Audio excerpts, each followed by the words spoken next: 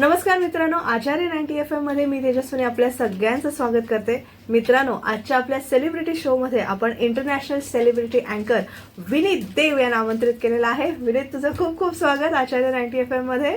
Thank you so much. सगळ्यात आधी तेजस्विनी, तुझं मनापासून आभार की आज आचार्य 90 FM मध्ये येण्याची माझी वर्णी लागलेली आहे असं म्हणायला हरकत नाही. त्यामुळे सगळे जे व्ह्युअर्स आज हा इंटरव्ह्यू बघणार आहेत त्यांनाही थँक्यू म्हणेन, कारण कदाचित असं म्हणूत की तुमच्या प्रेमापोटीच किंवा तुम्ही दिलेल्या प्रेमामुळे आज इथे माझं येणं होतं. खरंच, कारण मी तुझी जवळून पाहिलेली आहे. म्हणजे आपण इन्स्टा, फेसबुकवरनं 10-15 वर्ष आणि मध्ये मध्ये इव्हेंट्स ना तुझी सगळी जर्नी पाहिलेली आहे.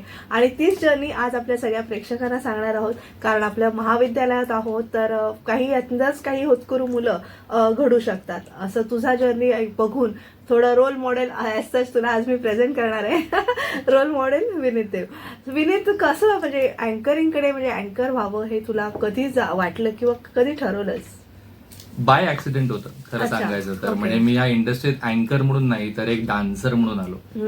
बॅकग्राऊंड डान्सर जे आपण म्हणतो, म्हणजे झेंडे हलवा, पताका धरून उभ्या राहा, असं एक 2007 साली या प्रवासाला सुरुवात झाली. आणि बॅकड्रॉप डान्सर, बॅकग्राऊंड डान्सर म्हणून सुरुवात झाली. आपले मराठमोळे कार्यक्रम जे आपण बघतो, असं करता करता करता ही जर्नी पुढे आली. मग त्यातून मग काही ओळखी होत गेल्या. मग एक ग्रुपमधून दुसऱ्यातून तिसऱ्यात, अशा बऱ्याच ओळखी वाढत गेल्या. आणि हे सगळं करता करता after a certain point of time 2011 साली, म्हणजे 1 मे महाराष्ट्र दिन, त्यावेळेला मी माझा ग्रुपही चालवत होतो. ऍज अ कोरिओग्राफर म्हणून पण मी स्वतःला एस्टॅब्लिश करायला बघत होतो. आणि मग त्यातून मग ही जर्नी सुरू होत होती. एक कार्यक्रम स्वतःच करायचा ठरवला आणि मग त्या कार्यक्रमाला निवेदक आपले एक मित्र, सहकलाकार मित्रच आहे, ते होते. पण त्या 4 वर्षांमध्ये 2007 ते 2011 मध्ये बऱ्याच निवेदकांना ऐकून होतो, त्यांचं ऐकलं होतं. त्यामुळे कुठेतरी असं होतं की नाही, आपण करूया, बघूया काय होतं. मग माझ्या मित्राला सांगितलं की तू थांब, बघू मला जमतंय का. आणि त्या अख्ख्या कार्यक्रमाचं निवेदन मी पडद्याच्या पाठीमागे उभं राहून केलं. माहित नाही काय भीती होती किंवा काही, पण माईक धरून तो पहिला कार्यक्रम होता की त्यावेळेला मी पडद्याच्या पाठीमागे उभं राहून निवेदन केलं त्या कार्यक्रमाचं. आणि मग नंतर रेस्ट इज हिस्ट्री असं आपण म्हणतो, तसं झालंय ते. खरंच. पण आता सुद्धा डान्स कोरिओग्राफर्सना चांगले दिवस आलेले आहेत, कारण एक त्यांना डिग्निटी मिळालेली आहे. फुलवाताई म्हण किंवा असं त्यांनी पायंडा घालून दिलेला आहे. डान्स कोरिओग्राफर सुद्धा लाईमलाईट मध्ये असतात. तर डान्स कोरिओग्राफी सोडून एकदम अँकरिंग हे का म्हणजे असं करावंसं वाटलं तुला? खरं तर म्हटलं ना की माझं स्वतःच एक ग्रुप चालवत होतो. माझ्याकडे 30-40 मुलं होती. त्यावेळेला टी सिरीज कंपनीचे जेवढी आत्ताची जी गाणी, म्हणजे आपण म्हणून आदर्श शिंदे, आनंद शिंदे, मिलिंद शिंदे, किंवा मग देवी आणि गणपतीची जी गाणी आहेत, जी 2009, 10, 11, 12 ह्या वर्षांमधली जेवढी गाणी आहेत ती सगळी मी कोरिओग्राफ केलेली आहेत. आणि मग आता जे आपण म्हणतो ना, आदर्श शिंदेचं आपण नाव जर घेतलं तर एक प्रचलित नाव आहे इंडस्ट्रीमधलं. त्याची आत्ताची जेवढी फेमस गाणी जी तुम्ही ऐकत असाल त्यातली 60% गाणी ही तेव्हा मी कोरिओग्राफ केलेली आहेत. हे कोणालाही माहिती नाहीये. आणि मग नंतर हळूहळू मी म्हटल्याप्रमाणे एकदा का माईक हातात आल्यानंतर माहित नाही का, पण असं झालं की बघूया, करून बघूया. आणि मग घरातून पण परमिशन मागितली की मला एक वर्षभर द्या, बघूया काय होत आहे. कारण मी इंजिनिअरिंग केलं, त्यामुळे इंजिनिअरिंग करता करता डिरेक्टली इव्हेंट्स कडे वळणं ही खूप मोठी गोष्ट होती. पण असं होतं की वडिलांचं म्हणणं होतं नाही, जॉब कर, कारण इंजिनिअरिंग केलंयस, मग त्याचा उपयोग काय. पण म्हटलं वर्षभर मागून घेतलं त्यांच्याकडनं, बघूया म्हटलं काय होतंय, इव्हेंट्स मध्ये काही छान घडतंय का. आणि त्या वर्षभरात मग एक ग्रोथ दिसली. त्यांनाही मेसेजेस पोहोचू लागले किंवा लोक सांगू लागले, तुमचा मुलगा असं करतोय, असं करतोय, छान हे करतोय वगैरे. मग there was no looking back. आणि आपण एकदा त्या जर्नीला सुरुवात केल्यानंतर म्हटलं ना की माईक हाती आल्यानंतर आपण किंग आहोत त्या जगात. तसं आहे. म्हणजे इट वॉज युअर पॅशन असं म्हणू. अगदी पॅशनला प्रोफेशन मध्ये कन्वर्ट केलं. आणि आता तर मी म्हणायला हरकत नाही किंवा असं मी प्राऊडली म्हणतो की फुल टाइम प्रोफेशन माझं हेच आहे. वाव, खरंच ग्रेट ग्रेट. आणि खरंच ते एक मोठी गोष्ट होती, कारण इंजिनियर झाल्या, कारण या कला क्षेत्रातल्या लोकांना असं म्हटलं जातं काय शिक्षणात काय करू शकले नाहीत म्हणून हे कला क्षेत्रात आले, असा जो एक समज आहे त्याला तुम्ही काय म्हणतात ते, त्याला काहीतरी फुली मारली आहे त्याच्यावर की नाही मी, आणि सिद्ध करून दाखवलंय स्वतःला की मी इंजिनियरही आहे आणि त्यातही मी आणि सेलिब्रिटी अँकर मध्ये सुद्धा टॉप लेवलला आहे, हे तुम्ही सिद्ध करून दाखवले. खरंच खूप खूप म्हणजे मला पण आज भारी वाटतंय, लय भारी वाटतंय. आणि अशा चांगल्या निवेदकाची मी एक छान मैत्रीण आहे, ह्याचा खरंच आम्हाला अभिमान वाटतोय. विनीत, आता अँकरिंग, मग तुझे शोज सुरू झाले, स्वतःचा तुझा बॅनर आहे त्याच्या अंडर तू शोज करतोस. सो ह्या कलाकारांना सगळ्यांना एकत्र घेऊन काम करणं म्हणजे एक मॅनेजरियल टास्क आहे. तो इंजिनिअरिंग मधनं थोडासा तुला आला असेल असं आपण म्हणूया, पण सगळ्या कलाकारांना घेऊन काम करणं हे तू कसं, आणि स्वतःचं अँकरिंगचंही सांभाळणं, कारण आपला आवाज सांभाळणं गरजेचं आहे, सगळ्या मुलांना सांभाळणं गरजेचं आहे, तर बाकी कलाकारांना तू कसं सांभाळतोस? आता तू 2 प्रश्न छान विचारलेस मला. एक तर मी पहिले एका प्रश्नाचं उत्तर देतो तुला, ते म्हणजे ग्रुप सांभाळणं आणि या सगळ्या गोष्टी म्हणालीस तू.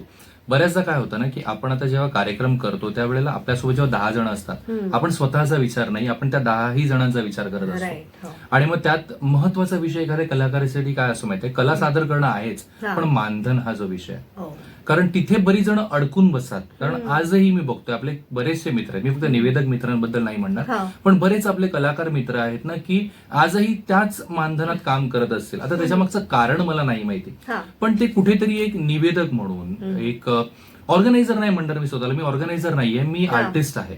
त्यामुळे माझ्याकडे एखादा कार्यक्रम आल्यानंतर मी हा विचार करतो, जर मी एखाद्याकडे अप्रोच करतोय, उदाहरणार्थ तेजस्विनीने मला जर एक कार्यक्रम दिलाय आणि मी हक्काने तेजस्विनीला म्हणतोय की तेजस्विनी मी ना ₹1 मानधन घेईन, मग ज्या वेळेला माझ्याकडे एखादा कार्यक्रम येतो आणि मी तेजस्विनीला अप्रोच करेन, तर माझा हक्क आहे, माझं देणं लागतं, की मी जर हक्काने ₹1 मागितलं तर तेजस्विनीलाही ₹1 देणं लागतं. ते कुठेतरी आर्टिस्ट म्हणून मी स्वतःच्या नजरेत ती गोष्ट ठेवली आहे, की ह्या कलाकाराने जर मला काम दिलं आहे, तर मला जेव्हा काम येतं तेव्हा मी त्या कलाकाराला अप्रोच करेन आणि त्याची जी व्हॅल्यू आहे ती ठेवेन. आणि ते आजपर्यंत करत आलोय ऍज अन आर्टिस्ट म्हणून, जेव्हा एखादा कार्यक्रम माझ्याकडे येतो तेव्हा. आणि दुसरी गोष्ट तू विचारलीस मला की निवेदक म्हणून गळ्याची काळजी घेणं वगैरे, मी अजिबात काळजी घेत नाही. फ्रँकली सांगतो मित्रांनो, मी अजिबात काळजी घेत नाही. मी तेलकट तुपकट सगळं खातो, सगळं खातो. पण याचा अर्थ असा नाहीये की तुम्ही त्याची एक लेवल गाठाल, त्याला पण एक लिमिटेशन आहे. सांगण्याचं तात्पर्य असं की बरेच जण म्हणतात की निवेदक म्हणून आवाजाला बेस हवा, तुम्ही कसं बोलताय, कसं प्रेझेंट करताय, या सगळ्या गोष्टी हव्यात. पण आपण स्वतःला कसं जपतोय ही तर गोष्ट मान्य आहे, हे तर आपल्याला डोक्यात असायलाच पाहिजे गोष्ट.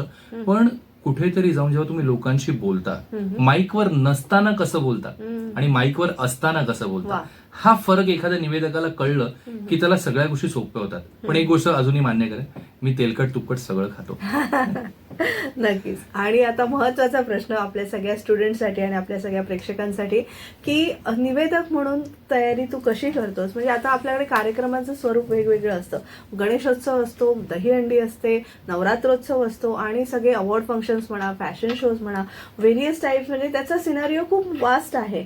तर एक थोडक्यात सांग की कुठल्याही कार्यक्रमाची जर तयारी करायची असेल तर कुठल्याही, फॉर एक्झाम्पल, तर त्याची तयारी अशी तू काही ठरवून करतो का? काही तुझे असे पिन पॉइंट्स असतात का त्याच्यामध्ये? अगदी असतात पिन पॉईंट. कारण वेगवेगळ्या क्षेत्रात तुम्ही वेगवेगळं काम करत असताना तुम्हाला त्याचे पॉइंटर जाणणं गरजेचं आहे. गणेशोत्सवात तुम्हाला गणेशोत्सवाची माहिती जी आपण म्हणतो, फक्त गणेशाचीच नाही, पण आजूबाजूला काय घडते, तुम्ही ज्या परिसरात चालला आहात ते पण महत्वाचं आहे, की तिथल्या ब्रेक थ्रू पॉइंट्स काय मिळतात. उदाहरणार्थ तुम्ही दादरमध्ये आहात तर दादरची एक वैशिष्ट्य काय आहे ते जाणून घ्या, किंवा ज्या कुठे विभागात तुम्ही कार्यक्रम करताय मग त्या गोष्टी तिथल्या विभागातल्या जाणून घ्या, ते फार गरजेचं आहे. नवरात्रीत असेल तर नवरात्रीत, होळीची एक धमाल वेगळी असते, कारण त्यावेळेला निवेदकाला फ्रीडम असते, ती लोकांमध्ये जाऊन तुम्ही एन्जॉय करू शकता. नवरात्रीतही तसं आहे. मुळात तुम्ही बॅरियर तोडून जेव्हा काम करता तेव्हा लोकांपर्यंत लगेच पोहोचता.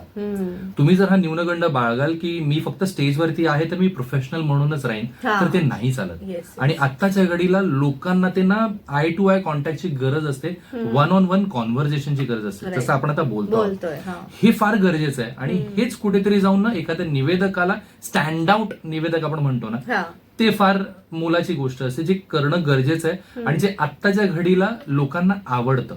त्यामुळे तुम्ही म्हणा स्पोर्ट्स इव्हेंट्स असेल किंवा ब्युटी पॅजंट्सला काय होतं, बऱ्याचदा मॉडेल्स तुमच्या समोर आलेले असताना काही एक्सपिरियन्स असतात, काही नवीन असतात. मग बॅकस्टेजला तुम्ही गेल्यानंतर ना त्यांचं मोराल बूस्ट करणं फार गरजेचं आहे. कारण आपण नेहमी म्हणतो ना, पडद्याच्या पाठीमागे कलाकाराचं आयुष्य काय आहे हे पडद्याच्या समोर कधी येऊ द्यायचं नसतं, तिथे हसतच जायचंय.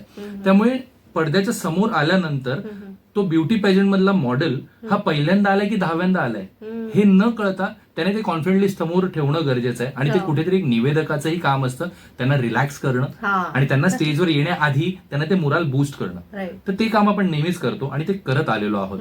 तिथेच दुसरीकडे स्पोर्ट्स इव्हेंट आपण म्हणूया, तर स्पोर्ट्स इव्हेंटच्या वेळेला काय होतं की तुम्ही जो खेळ, ज्याचं कॉमेंट्री म्हणा किंवा त्याचं प्रेझेंटेशन तुम्ही करणार आहात, त्या खेळाची माहिती करून घ्या. फक्त क्रिकेटच असेल, फुटबॉल असेल किंवा दुसरा कुठलाही स्पोर्ट्स, कबड्डी असेल. हा. आता नुकतंच मी प्रो गोविंदा सुद्धा केलं. Okay. हे गोविंदा हा प्रकार आपल्याला सगळ्यांना माहिती आहे. हा, दही हा. कला उत्सव जसं आपण सगळीकडे साजरं करतो, Right. ह्या वेळेला प्रोफेशनल लेवलवरती पहिल्यांदा प्रो गोविंदा झालं. त्याचंही कॉमेंट्री करण्याचा बहुमान हो. मला मिळाला. Yes yes. हे सगळं करताना त्याची माहिती, हा. त्या गोविंदा पथकांची माहिती, त्यांनी आतापर्यंत केलेले अचीव्हमेंट्स, हे सगळं जेव्हा तुम्ही जाणून घेता तेव्हा तुमच्या कामाला अधिक भर पडतं आणि तुम्ही तेवढं प्रेझेंटेशन पण छान करू शकता. वा. त्या गोष्टीचा बेस जाणून घेणं फार गरजेचं आहे. राजकीय पक्षांचा जेव्हा कार्यक्रम असतो त्यावेळेला राजकीय पक्षांबद्दल त्या पक्षाची माहिती, त्याची बांधणी कधी झाली, कोण होते, आता जे मंडळी आहेत ती कोण आहेत, Right. त्यांचं पदभार काय. बऱ्याचदा काय होतं ना, निवेदकाला एक फिलर म्हणून बघितलं जातं हो. आणि त्या गोष्टीचा खूप राग येतो मला, Right. No doubt. पण त्या फिलरला पण पूर्ण स्वरूप कसं द्यायचं हे आपल्या हाती आहे. हा. कारण बऱ्याच वेळेला ना गाण्याच्या कार्यक्रमाला बऱ्याच वेळेला आपल्याला होतं की हे गाणं आहे ना, या दोन गाण्यांच्या मध्ये काहीतरी तू बोल, बरोबर. हा. काहीतरी बोल म्हणजे काय असतं हे कधीच कळलं नसेल. म्हणजे त्यावेळेला फार लाईट त्या समोरच्या व्यक्तीला काय बोलावं कळ. बरं, ह्यात ऑर्गनायझर्स फार असतात हा. की आप वो बीच में बोल लेना जो भी है 2 लाईन, फिर दुसरा गाणं ले लेंगे, असं नसतं. राईट. बरं, त्या कार्यक्रमाला खुलवण्याचं काम निवेदकाचं असतं. हे मी कितीतरी वेळा मानलंय आणि समोरून तसा रिस्पॉन्सही मिळालाय. वा. त्यामुळे आपल्यालाही कळतं की गाण्यांच्या कार्यक्रमाला काय ती पार्श्वभूमी, ते गाणं कसं बनलंय, कोणी बनवलंय, हे थोडं R&D करणं फार गरजेचं असतं. त्यामुळे वेगवेगळं क्षेत्र आणि त्याचा अभ्यास वेगवेगळा, हा. त्याप्रमाणे तुम्हाला स्वतःला मोल्ड करावं लागतं. आताच्या घडीला ना एक ट्रेंड आहे मेहंदी, हो. संगीत. संगीत. हे एक वेगळं क्षेत्र आहे. तिथे हो. तुम्हाला फुल फ्रीडम असते, पण तिथे तुम्हाला फॅमिलीजना सांभाळून घेणं फार गरजेचं असतं. कारण तुम्ही बिलो द बेल्ट जाऊ शकत नाही, तुम्ही एक्स्ट्रा काहीतरी बोलू शकत नाही. ते फॅमिली आहे, कधी कोणाला काय चांगलं वाटेल, कुठे हर्ट वाईट होते, वाटेल हो. ते सांगता येत नाही. त्यामुळे तेही सांभाळून घ्यावं लागतं. मग एक प्रोफेशनल म्हणून जरी गेला असाल तरी पर्सनल म्हणून घरात एंटर करत असताना पण आपल्याला थोडंसं बंधन हो, ठेवावं right, लागतं. हो. मग ही निवेदकाला कळलं पाहिजे की कुठपर्यंत मी जाऊ शकतो. तर ह्या गोष्टी सांभाळल्या तर निवेदक खूप छान काम करू शकतो आणि खूप वाईड अँगल मध्ये काम करू शकतो, विविध क्षेत्रात काम करू शकतो, एवढं नक्की. हो, नक्कीच.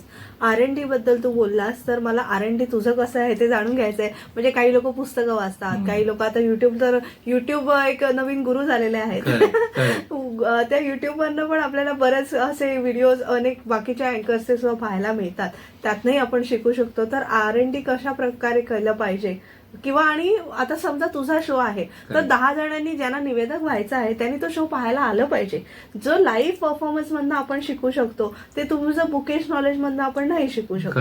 तर त्या पद्धतीने आणि पर्सनॅलिटीचं तू महत्वाचं सांग की पर्सनॅलिटी आपण कशी ठेवली पाहिजे, ऑन स्टेज कशी ठेवली पाहिजे आणि आपण घरी जसे मोकळे ढाकळे राहतो तसं प्रेझेंटेबल राहिलं पाहिजे या क्षेत्रामध्ये. अगदी करेक्ट आहे. म्हणजे ज्या वेळेला आपण एखाद्या कार्यक्रमाला जातोय किंवा तुम्हाला एखाद्या ऑर्गनायझरचा फोन येतोय की अमुक अमुक कार्यक्रम आहे, विचारून घ्या कशा प्रकारचा कार्यक्रम आहे, कुठे आहे, काय असणार आहे कार्यक्रमामध्ये. त्याप्रमाणे मग आपलं अटायर ठरवा. इंडियन आहे, कॅज्युअल आहे, फॉर्मल्स हवंय, त्यानंतर वेस्टर्न आउटफिट हवंय. ह्या सगळ्या गोष्टी विचारून मग आपण आपली तयारी करायला हरकत नाही. हा इनिशियल एक लुक म्हणून आपण म्हणतोय, कारण पडदा उघडल्यानंतर तुमचा आवाज जाण्याच्या आधी तुमचा पेहराव लोकांपर्यंत जातो. त्यामुळे ते फार गरजेचं आहे. मी म्हटलं ना आधी, एक डान्सर असताना ना जेव्हा पाठीमागे उभं असतो गर्दीत कळत नाही आपल्याला, पण एक ओढ असते, यार आज मी पाठीमागे उभा पुढे कधी येणार. आणि आज तो एक दिवस ते गाठण्यासाठी ना बरीच वर्ष गेली, ते अंतर गाठण्यासाठी बरीच वर्ष गेली. आणि मग पडदा जेव्हा उघडतो, आज अभिमानाने सांगू शकतो ना, पडदा उघडल्यानंतर पहिला चेहरा किंवा पहिला व्यक्ती हा आपण असतो, एक निवेदक असतो आणि लाईमलाईट मध्ये आपण येत असतो. पण ह्या लाईमलाईट साठी ना जो स्ट्रगल आहे तो कोणी बघत नाही. तर म्हटल्याप्रमाणे अटायर तुमचा फार गरजेचा असतो. कारण पहिलं तुम्हाला लोक तुमच्या अटायरने डोळ्यांनी पहिलं जज करतात, नंतर मग तुमच्या कामाने जज करतात. अभ्यास त्या क्षेत्रात त्या कार्यक्रमाचा करून गेल्यानंतर तिथेही तुम्हाला प्रसंगावधान राखणं फार गरजेचं आहे. कारण कुठून कुठला प्रश्न उद्भवून येईल, पॉप आउट होईल आणि मग तुम्ही त्याला कसं रिप्लाय देताय हे फार गरजेचं आहे. त्यामुळे बरंच आहे ना, आता ह्या गोष्टी तुम्ही बघा ना, म्हणजे निवेदकांचं म्हणलं ना, मी काही निवेदकांना आयडलाइज नेहमी करतो ना, त्यामध्ये हिंदी क्षेत्रातलं मनीष पॉल हे नाव माझ्या नजरेसमोर नेहमी असतं, आणि मराठी क्षेत्रात सुमित राघवन, हे 2 आयडल्स मी नेहमी नजरेसमोर ठेवलेले आहेत. ज्या वेळेला मी निवेदक म्हणून काम करायचं म्हणतो त्यावेळेला हिंदी क्षेत्रात आता मी शक्यतो माझं काम आता हिंदी क्षेत्रात जास्त असतं, त्यामुळे मग तिथे काय हवंय, लोकांना कसं हवंय. आता कपिल शर्मा शो लोकांना का आवडतो, तो क्विक रिस्पॉन्स देतो तुम्हाला तिथल्या तिथे. त्याने विचार केलेला नसतो किंवा काही, किंवा आतापर्यंत त्याचा अभ्यास जो आहे ना तो कुठेतरी त्याच्या कामी येतो. मग हे प्रसंगावधान राखणं आपल्या निवेदकांसाठी फार गरजेचं आहे, जे आत्ताच्या कलेला संगीत, मेहंदी ह्या फील्डमध्ये खूप कामी येतं. कारण गाण्यांचा कार्यक्रम त्याला एक वेगळी विचारसरणी लागते. तिथे तुम्हाला ठहराव, त्या गाण्याची माहिती, मग कोणी कसं गाणं तयार केलं, काय केलं याची माहिती, मग त्यात आवाजात चढ उतार, हे फार गरजेचं आहे एक निवेदक म्हणून. तर सलग तुम्ही म्हणतो ना आपण पुस्तकी किडा हा जो असतो ना, मग आपलं रटलंय आणि तेच मी मांडलंय, हा फरक आहे. आणि मग तुम्ही जेव्हा इथे ठेवताना तुम्ही, तेव्हा ते इथून बरोबर येतं. इथे असेल तर येतच, पण इथे असेल तर ते बरोबर येतं. पण तुम्हाला माहिती आहे तुम्ही रटून गेलेला, मी हे गाणं ना असं असं बनलंय, हे लिरिसिस्ट आहेत, हे म्युझिक डिरेक्टर आहेत, मग तुम्ही काय करणार तिथे, हे लिरिसिस्ट आहे. पण तेही जरी रटलं असेल ना तरी त्याला प्रेझेंट करण्याची कला आली. म्हणजे हे गाणं गुलजार साहेबांनी लिहिलंय, पण हे गुलजार साहेबांनी काय विचार करून लिहिलं असेल, किंवा हे थोडंसं जेव्हा तुम्ही मोल्ड करता फार गरजेचं आहे. आणि हे सगळं करताना कॉन्फिडन्स बुस्टअप कुठे होतो, ज्या वेळेला तुम्ही वन ऑन वन कॉन्व्हर्सेशन करता लोकांशी. कारण समोरचा व्यक्ती कोण आहे, कसा आहे, त्याला काय हवंय, त्याला काय अभिप्रेत आहे आपण म्हणतो ना, ते फार गरजेचं आहे. ते समजलं की तुम्हाला त्या लोकांची नस कळते आणि अख्खा कार्यक्रम हा तुमचा होऊन जातो. हे कळणं फार गरजेचं आहे प्रत्येक इव्हेंटमध्ये, मग ते कोणी असो. कारण स्पोर्ट्स इव्हेंटला ज्या वेळेला तुम्ही ऑडियन्समध्ये जाता, ऑडियन्सकडनं कसाही रिस्पॉन्स येऊ शकतो तुम्हाला, यू नेव्हर नो. कारण ऑडियन्स तुमच्याकडे समविचारी नाहीये, तुम्हाला त्यांना आपलंसं घेऊन करावं लागतं. मग तिथे येणार रिस्पॉन्स, बरं त्याने काही वेगळं वावगं काही रिस्पॉन्स दिला तरी त्याला, कारण तुम्ही कॅमेरा समोर आहात ना, तुम्हाला स्माइल देऊनच त्याला काहीतरी टॅकल करायचं, मग ते तुम्हाला ऑन ग्राउंडच कळतं की बॉस ये इसको ऐसेही हँडल करणार. हे तुम्हाला स्टेजवरचा एक्सपिरियन्स शिकवतो, कुठलंही पुस्तक शिकवत नाही. राईट, नक्कीच. एक छोटीशी विश्रांती घेऊया आणि विनीत सोबत आपल्या गप्पा अशा चालू ठेवूया. आज आपण सेलिब्रिटी शो मध्ये इंटरनॅशनल सेलिब्रिटी विनीत देव यांना आमंत्रित केलेलं आहे. तुम्ही ऐकत राहा आचार्य 90 FM. भेटूया एका शॉर्ट ब्रेक नंतर.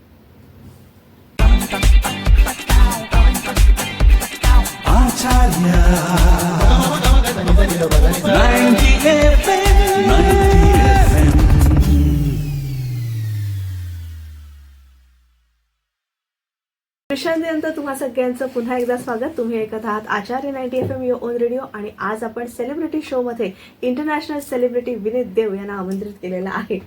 विनीत, आता मला सगळ्या शोज बद्दल तुझ्याकडनं जाणून घ्यायचं आहे. ते म्हणजे मी सगळ्यांना सांगू इच्छिते, शिल्पा शेट्टी यांच्या गणेशोत्सवामध्ये लगातार बरीच वर्ष विनीत जात आहे. त्याच्यानंतर सोनू निगम आणि कैलाश खेर, अभिजित भट्टाचार्य, साधना सरगम, बॉबी देओल आणि सचिन तेंडुलकर यांचा 50वा वाढदिवस याचं सूत्रसंचालन करण्याचा योग किंवा ही संधी विनीतला मिळाली आहे. आणि खरंच हे आमच्यासाठी सगळी दैवत आहे, ही सगळी मोठी मोठी माणसं, कारण प्रत्येकाने आपल्या क्षेत्रामध्ये शिखर गाठलेलं आहे. तर ह्या सगळ्यांच्या मध्ये काम करताना तुझा अनुभव कसा होता आणि त्यांच्याकडनं तुला काय शिकायला मिळालं? ही माणसं लेजेंड्स काय हे आपण त्यांच्याबरोबर काम केल्यानंतर कळतं. म्हणजे स्पोर्ट्स अरिनामध्ये देव सचिन तेंडुलकर हे देवासारखं पूजलं जातं. म्हणजे गेली अनेक वर्ष इंडियन क्रिकेट टीमचा भार ज्याने सांभाळला, त्याचा 50वा वाढदिवस. म्हणजे 50वा वाढदिवस सगळ्यांचा येतो की आयुष्यात, तो योग सगळ्यांकडे येत असेल नसेल हा नंतरचा विषय.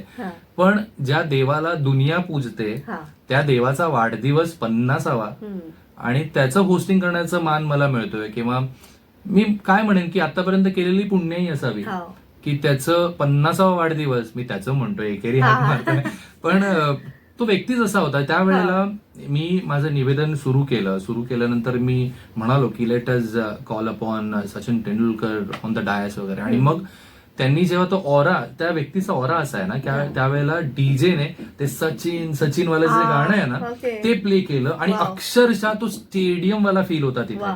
जेवढी मंडळी होती त्या स्टेडियम मला फील होतं आणि त्याच्यामध्ये सचिन तेंडुलकर सारखा व्यक्ती आपल्या समोर येतोय. बरं, ही गोष्ट तिथे सुरू होत नाही. ही गोष्ट जेव्हा आम्ही मीटिंग करायला गेलो तेव्हा सचिनजींच्या बंगल्यावर गेलो होतो. तिथे मीटिंग झाली आमची की आपण काय करणार आहोत, कार्यक्रम कसा करतोय. त्या घरातलं एक व्हायब्रेशन, त्या माणसाचं एक व्हायब्रेशन, आणि तिथून मग जेव्हा तो कार्यक्रम आम्ही ऑन ग्राउंड करतोय तिथलं एक वेगळं सिनारिओ, इट वॉज अल्टिमेट. आणि तो व्यक्ती एकदम साधी एक जीन्स, एक शर्ट चेक्सचा ते घालून हा व्यक्ती समोर येतोय आणि आमचं असं होतं की आम्ही तयारी करतोय की सचिनजींचा वाढदिवस करायचा, अरे काय कपडे घालायचे, काय करायचं, हे करायचं ते करायचं. पण हा व्यक्ती नजरेसमोर येतो आणि मस्त सिम्पल डिसेंट येऊन समोर बसतो आणि म्हणतो सुरू करा कार्यक्रम. आणि त्याच्यानंतर पुढचे 3 तास सचिनजी समोर आहेत, अंजलीजी समोर आहेत आणि आम्ही असं 1 ते 3 तास कार्यक्रम रंगतोय. आणि एकाहून एक गाण्यांची फरमाईश, मग त्यांना जी गाणी आवडतात, म्हणजे सचिनजींना किशोर कुमार फार आवडतात, लता दीदी आवडतात, साईबाबांचे भक्त आहेत. हे आम्हाला त्यांच्याशी बोलल्यानंतर अजून जवळीक जाणवली त्या कार्यक्रमात. सगळ्यांना नशीब मिळत नाही, 5 मिनिटं कदाचित सचिनजींची मिळत नसेल, आम्ही 3 तास सचिनजींसमोर होतो त्या कार्यक्रमात. तसंच नुकतंच म्हणलं ना, सोनू निगम असेल किंवा कैलाश खेर, ही व्यक्ती पद्मश्री मिळवणारी का ही व्यक्ती आहेत ना, त्यांच्यावर कार्यक्रम केल्यानंतर कळतं. म्हणजे जेव्हा सोनूजींना प्रेझेंट करायचं होतं स्टेजवरती, त्यावेळेला ऑडियन्सचा जो एक फील होता, जवळजवळ 4-5 हजार ऑडियन्स समोर असेल, जास्तच मे बी, तेवढा ऑडियन्स समोर आहे आणि तुम्ही सोनूजींना बोलवताय, तोपर्यंत तुम्ही तो ऑरा फील करताय आणि मग सोनूजी स्टेजवर येत आहेत आणि पुढचे 2 तास it is all over Sonu Nigam. तसंच कैलाश खेरजी, अभिजित भट्टाचार्य, ही माणसं एवढी वर्ष इंडस्ट्रीत का आहेत, का आपलं नाव टिकवून आहेत आणि आपण काय केलं पाहिजे की आपण तेवढं सर्व्हाइव्ह करू आणि आपला ऑरा तेवढा राहील, हे त्यांच्याकडनं मात्र शिकायला मिळालं मला ह्या सगळ्या गोष्टींमध्ये. शिल्पा शेट्टीजींचं तर एक वेगळंच विश्व आहे. म्हणजे ती व्यक्ती जेवढी फिटनेस फ्रीक आहे तेवढी म्हणतो ना भक्त सुद्धा आहे बाप्पाची. गेली 7 वर्ष त्यांच्याकडे गणेशोत्सवाला जायला मिळतं, अँकरिंग करायला मिळते पहिल्या दिवशी.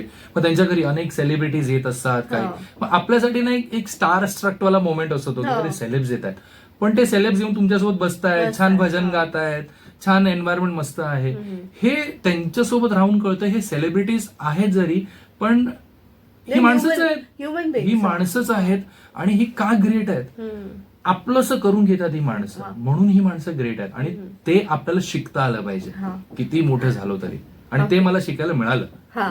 पण कधी असं दडपण आलं का, किंवा असं कधी कारण एवढा सगळा समोर मॉब आहे आणि तुम्हाला प्रेझेंट करायचं आहे, तर थोडं एक स्टेजवर जाईपर्यंत 1-2-5 मिनिटं अशी थुक होतं ना, कारण प्रत्येक शो हा आपल्यासाठी पहिला शो आहे आणि हे जोवर तुम्ही विचार करणार नाही तोवर ते प्रेझेंटेशन चांगलं होणार नाही. पण याच्या मागे एक छोटासा किस्सा आहे. मी एक MLM कंपनी होती तिथे. सुरुवातीला माहिती आहे ना, आपण कॉलेजच्या डेजमध्ये अर्निंगसाठी काही ना काहीतरी करायचं होतं. तर MLM कंपनी होती, मी जॉईन केलं, म्हटलं हा चलो आपण पण थोडेसे पैसे कमवूया वगैरे वगैरे असं विचार करता.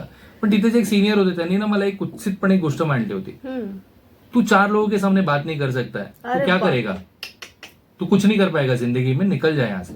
हे शब्द होते की निकल जाए यहाँ से. ते कुठेतरी लागलं होतं मनाला आणि माहिती नाही का, पण तो एक पॉइंट होता की त्यावेळेला 4 लोकांसमोर कदाचित मी बोलू शकलो नव्हतो. आज 4 लाख लोक जरी आली ना समोर, तरी आपण काय आहोत हे आपण नक्कीच प्रेझेंट करू शकतो. आणि हे स्टेजने शिकवलं, स्टेजने दाखवून दिलं ही गोष्ट. खरंच नटेश्वराचे तुझ्यावर खरंच उदंड असं आशीर्वाद आहेत तुला. आणि खरंच कारण एवढ्या सगळ्या आपण मराठी इंडस्ट्रीतनं बॉलिवूडमध्ये म्हणजे हिंदी इंडस्ट्रीमध्ये असं रॉक करतोय. खरंच नटेश्वराचे खूप खूप आशीर्वाद आहेत.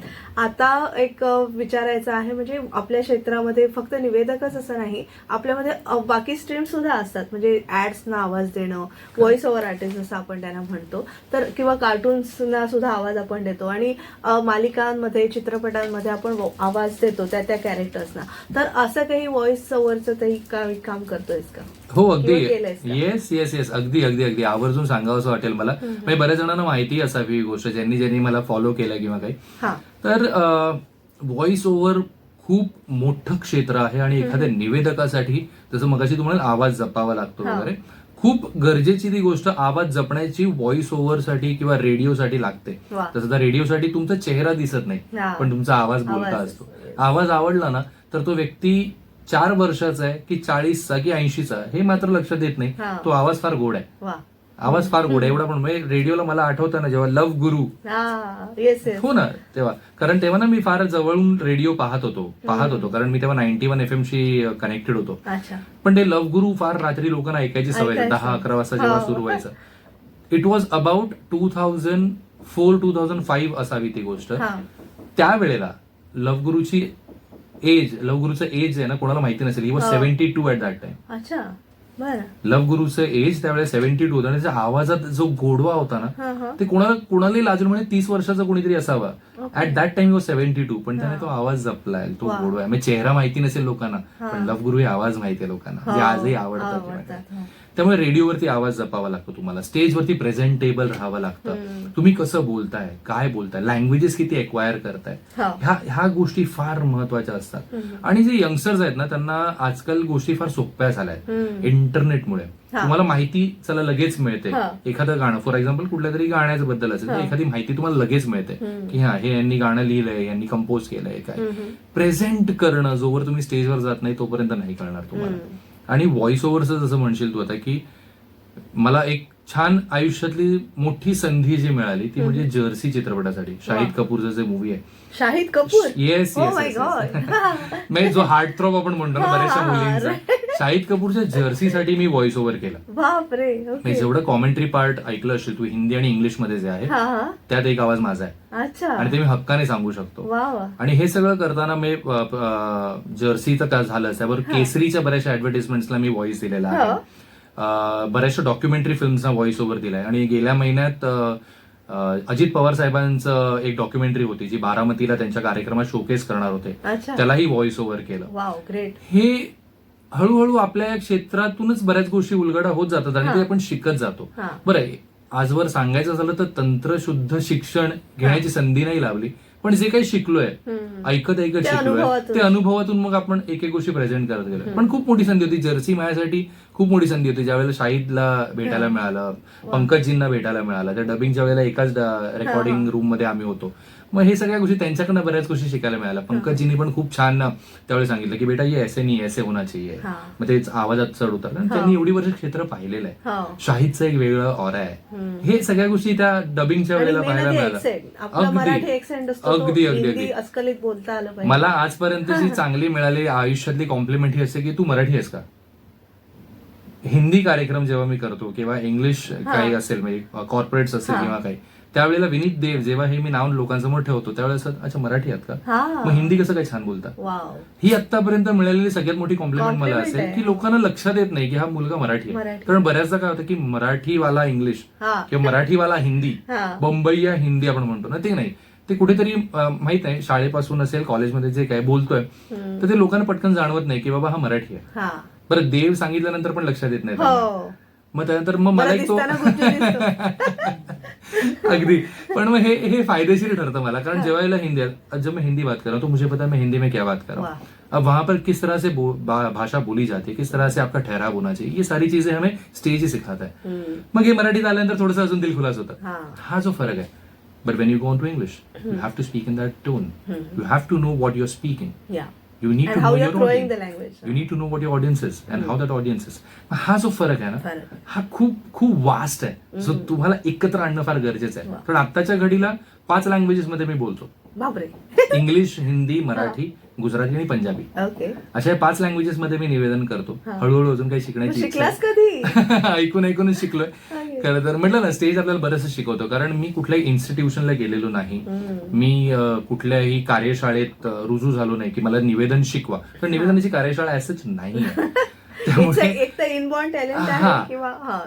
किंवा मग तुम्हाला प्रोग्रामला जायचंय, विंगेत उभं राहायचं आणि निवेदकाला ऐकायचंय. हेच एक माध्यम आहे तुमच्याकडे जे मी केलं. आपण तुम्हाला जसं सुरुवातीला म्हणजे कुठली पुस्तकं वाचली किंवा काय केलं नाही, मी निवेदकांना वाचलं. त्यांनी जे मांडलं, जे प्रेझेंट केलं ते सगळं करत गेलो आणि मग त्या निवेदकांना ऐकत ऐकत शिकत गेलो. आता एक वेळ अशी येते ज्या वेळेला मी कुठेतरी निवेदन करत असेल आणि काही मुलं समोर बसलेली असतात किंवा काही ओळखीचे आपले मित्र बसलेले असतात आणि मग ते हा विनीत बहुत अच्छा था, हे छान होतं. मग आपल्यालाही वाटतं आपण काहीतरी छान काम करतो, तर त्यातूनच शिकून येतं. नक्कीच. अजून एक विश्रांती घेऊया आणि पुन्हा आपल्या गप्पा चालू ठेवूया. आज आपण इंटरनॅशनल सेलिब्रिटी विनीत देव यांच्याशी संवाद साधतोय. एक छोटीशी विश्रांती घेऊया आणि पुन्हा जॉईन करूया. तुम्ही ऐकत राहा आचार्य 90 FM ऑन रेडिओ.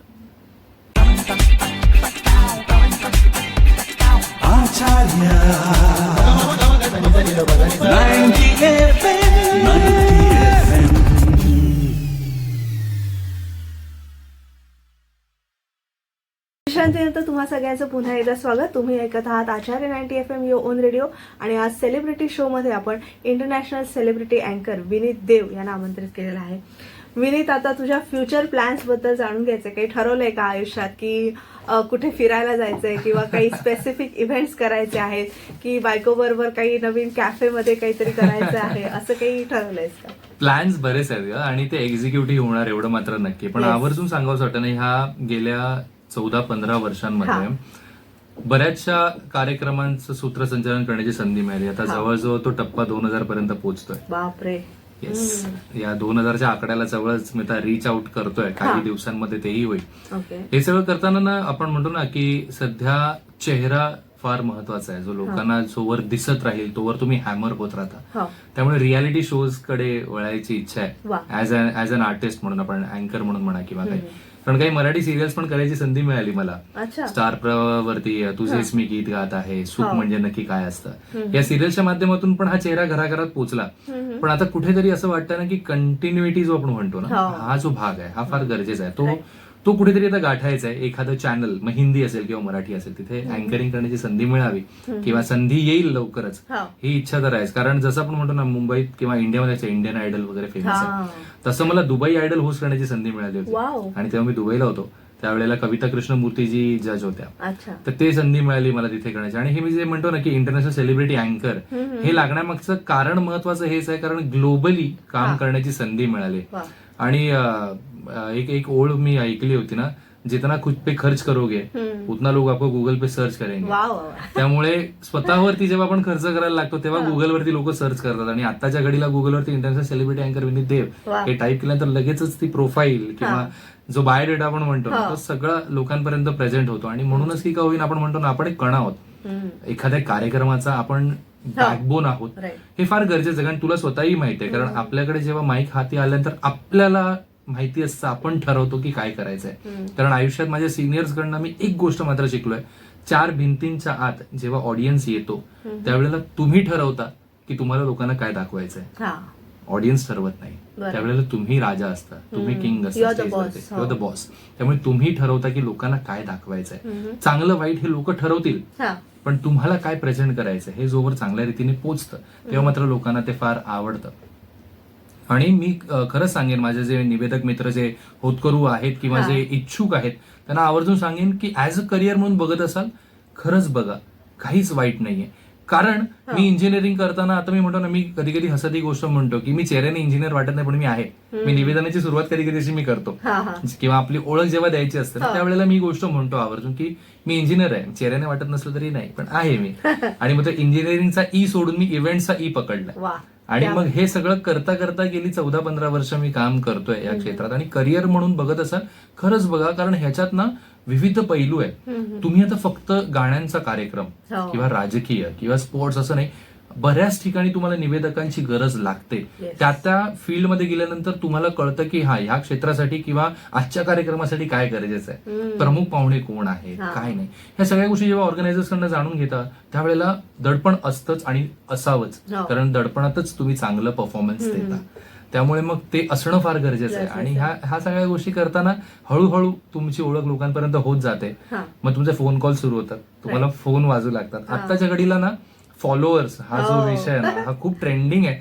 आणि ते कधी वाढतं माहिती, तुम्ही जेन्युइन जेव्हा काम करताना तेव्हा ते फॉलोअर्स तुमचे आपोआप वाढतात. आणि माझे जे मित्र असतील, मैत्रिणी असतील, जे विचार करतायत निवेदन क्षेत्रात यायचं, नक्की या. खूप स्कोप आहे, वाईड स्पेस आहे. पण स्वतःला शोधण्याचा प्रयत्न करायचा असेल, स्वतःला अजून काय करता येतंय हे जर पाहायचं असेल, नक्की या क्षेत्रात या. खूप स्कोप आहे आणि आम्हालाही आवडेल आमचे निवेदक मित्र वाढले तर. येस, नक्कीच.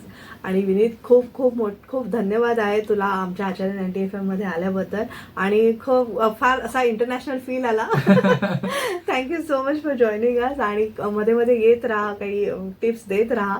आणि खूप छान वाटलं तुझ्याशी गप्पा मारून. अगदी. पण जाण्याआधी ना तेजस्विनी, मी कसं म्हणतो, आपण बऱ्याच जण निवेदकाला आणि नेत्यांना कधी माईक देऊ नये असं म्हणतात. कारण माझाच माईक आणि माझंच ऐक, अशी जी गत असते. त्यामुळे पण तुझं क्लोजिंग करण्याआधी आवर्जून मला ना आवड जी आहे ना ती मी सांगायची वाटतं. ज्या वेळेला मी एखाद्या कार्यक्रमाचं क्लोजिंग जेव्हा करत असतो, उदाहरणार्थ गाण्यांचा कार्यक्रम असेल, ज्या वेळेला आपल्याकडे बघ एक एक पद्धत असते, आपण सगळ्यांची ओळख करून देत असतो, हो. सगळ्या कलाकारांची ओळख करून कलाकारांची देतो. करतो. ते माझं एक वेगळं वैशिष्ट्य आहे जे मला आज आवर्जून लोकांना सांगावं असं वाटतं. म्हणजे मी बऱ्याचदा माझ्या कार्यक्रमांमध्ये करतो की आपण नेहमी म्हणतो ना की हा गायक आहे, हे वादक आहेत वगैरे. हो. नाही, मी वेगळ्या पद्धतीने प्रेझेंट करतो त्यांना. अच्छा. माझं सांगण्याची पद्धत वेगळी असते. त्यावेळेला मी 7 सुरांचं वा एक्सप्लेनेशन लोकांना देतो की 7 सूर आहेत, सा रे ग म प ध नि. वा हे 7 सूर कशा रीतीने येतात, लोकांपर्यंत कसं पाठवतो आपण. तर सा म्हणजे साज, साज म्हणजे कीबोर्ड. कीबोर्ड. मग कीबोर्डवर कोण आहे, तर हा वा रे म्हणजे काय, तर रिदम. मग रिदम सेक्शनला कोण आहेत, मग ते माझे मित्र. ओके. मग सा रे, मग पुढे काय आलं, ग म्हणजे गायक त्याला म्हणतात. मग गायकांची ओळख करून देतो. वा. मग सा रे ग म म्हणजे काय, म म्हणजे मेलेडी. मेलेडी म्हणजे काय, फ्लूट असेल, फ्लूट, गिटार असेल, गिटार. हे जे मेलेडियस वाद्य आहेत, हा. मग त्यांची ओळख मी करून देतो. अच्छा. मग सा रे ग म प म्हणजे काय, प म्हणजे पंचम म्हणजे परकशन्स. अच्छा. मग पर्कशनिस्टला जो असेल मग त्याची ओळख करून देतो. मग सा रे ग म प ध, हा.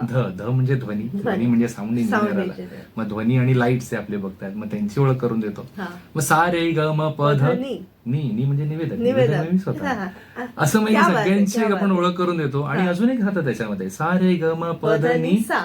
सा, जो वरचा सा आहे हा. तो म्हणजे आपला ऑडियन्स आहे, जो साथ Audience, देत असतो प्रेक्षक. आपल्याला, हो, जो साथ. प्रेक्षक आहे. कारण त्यांच्याशिवाय कार्यक्रम अपूर्ण आहे. वा मग ही एक ओळख लोकांपर्यंत फार आहे जी हो. मी ती बऱ्याचदा मिळते, हो. अगदी आणि कनेक्ट होतं Connect लोकांना. होतं. त्यामुळे मग कार्यक्रमाचा एंड कधी कधी मी अशा रीतीनेही करतो. वा ते आज मला खूप वाटलं तुझ्याकडे सुंदर. प्रेझेंट करावं. वा वा खूप छान वाटलं, खूप भारी वाटलं. Thank you so much. आणि प्रेक्षक हो, आज आपण इंटरनॅशनल सेलिब्रिटी अँकर विनीत देव यांच्याशी सेलिब्रिटी शो मध्ये गप्पा केल्या. आणि आमची ही मुलाखत तुम्हाला फारच आवडली असेल तर आमच्या आचार्य 90 FM यूट्यूब चॅनलला लाईक, शेअर आणि सबस्क्राईब करायला विसरू नका.